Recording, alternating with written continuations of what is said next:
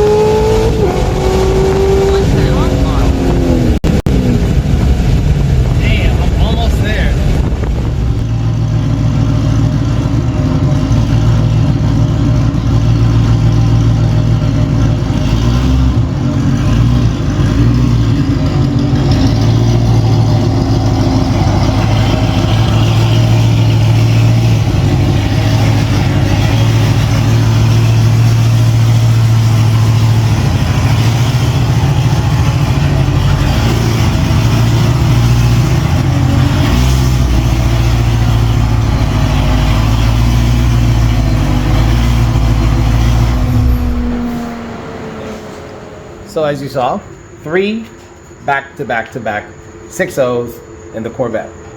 Great, consistent. IATs got high, so what I'm gonna do now is I'm gonna go ahead and data log it when I get home. Look at the data log, go over the data log with you guys with 2 pulls. We'll see how it did, and we'll wrap up the video. I mean, I almost had it.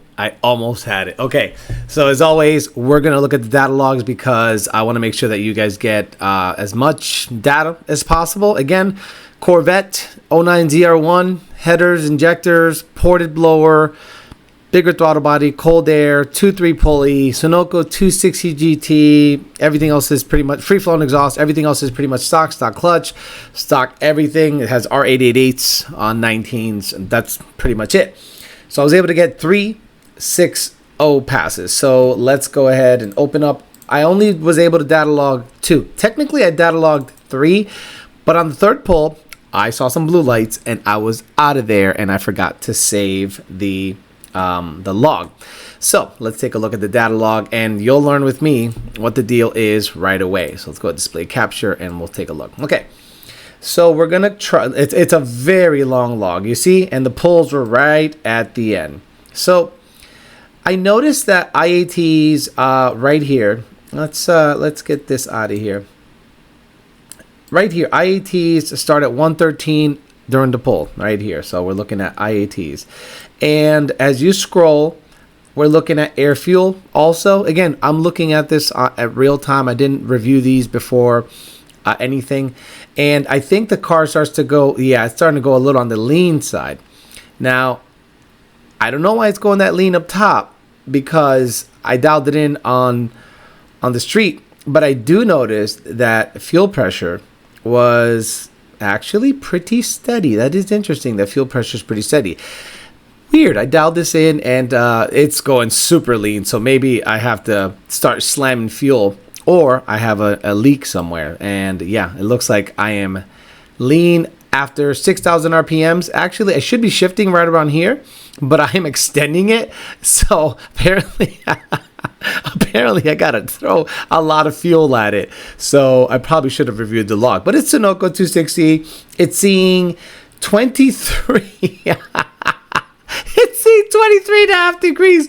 This is, guys, this is irresponsible. I would never give you this tune, but I think I dialed it in up to about 6,000 RPMs, because you see at 6,000 RPMs, just under it, it's in the 11.3 range. Let's see, 11.7, 11.8, which is, in my opinion, a little lean for a boosted car. I like it to be in the high 10s, low 11s. So that's why I got to get on the dyno. See, that's the whole reasoning. I didn't want to dial this car in when it's 1,000 degrees outside. But look, air fuel is way lean, so this is not a safe tune. So good thing I data logged it so that I can go ahead and actually, theoretically, I can make tune changes based on this. So I can literally go here, look at the RPM, and I believe the MAF cell, where this is, let's see here, EQ error, LTFT, STFT. So theoretically, I can go here, right? Let's say here at 9150 and up in the tune and just throw 5% at it or something and see if fueling recovers. So I might just do that on both because it seems to be dying in a similar area. So that's basically a little quick tuning tip. That's the way I would do it. Let's say around, I'd probably throw a little fuel in this bump right here. And from here on up, I throw maybe 3% or 2%. And then from here on up, I throw 5%. And hopefully it brings fueling back down. So there's obviously a need for me to throw fuel at the car right here. Okay, so that was log 1. Let's look at the IAT big delta. It started at 113. The IATs ended at 154. Again, IAT started at 113, ended at 156. So let's look at run 2, and it should be similar. Long, we're going to go ahead and go to the end. Scroll up, and it should widen it. Scroll up. There you go. Pull started at 115, so I was trying to be good about my IATs, and they ended at 156. So IATs are going up 40 degrees during the pull. Fueling, same thing. It needs fuel. It's less of a problem, but it seems to really want fuel above 6,200 RPM, a lot of fuel. So what I'm going to do is I'm going to probably touch up the tune. I'm probably going to need to go out there again a couple of times or put it on the dyno in a controlled environment. Do the tune change, put it on the dyno, and see what it's doing. 23.5 degrees with 100 plus octane. I don't think it's awful. Boost is probably in the 20s. Let's see. Where are you? This is kind of funky. I wish it was a little boost. Again, boost is not like, it's not using all of that. There's a lot of restriction going on there. Boost is a measure of restriction. The fact that it saw 21.3 pounds of boost, that doesn't mean anything to me. It just means it's a number that, and it's a restriction number. So if it was passing the air quicker, I wouldn't really stress it. Anyway, I don't want to go too long on this. It needs fuel. It needs a lot of fuel. 12.3 in my opinion is too lean. Some tuners would say this is okay. I like this to be in the high 10s, low 11s. It seems to be okay up until about 6,000 RPMs or so, and that's when it starts to go on the lean side right here. See, 6,000 RPMs, 11.5, and then above that, it starts to creep up into 12.7, 12, it jumps around. So I'll do some tweaking on that. But anyway, we got a little data log review and some video. So 3 back-to-back 60 to 130 pulls. It obviously needs fuel, so there is something to be gained by that. So what I'm going to do is change the oil, because it needs the oil change the spark plugs, get it on the dyno, dial in fueling with the cold air on the dyno, and then go on the street and verify that the changes took place. So that's probably going to be the next video. We'll see me dialing this thing in because the cold air hasn't been thoroughly dialed in like the carbon fiber cold air was. But I got you guys video. I told you I'd get you guys video. So hopefully you enjoyed this little data log review / 60 to 130. I'm almost there. 5s is fast for what this car has done to it. I think when some tuning tweaks and probably bring down timing a little bit, the car is going to be happy overall. But well, the next video is probably going to be on the dyno. GT500 has to go on the dyno first, then this guy, and there's going to be plenty of content coming up because it is cooling down, and that's when I start bringing you guys a bunch of videos. Thanks for listening, guys. We'll talk to you later.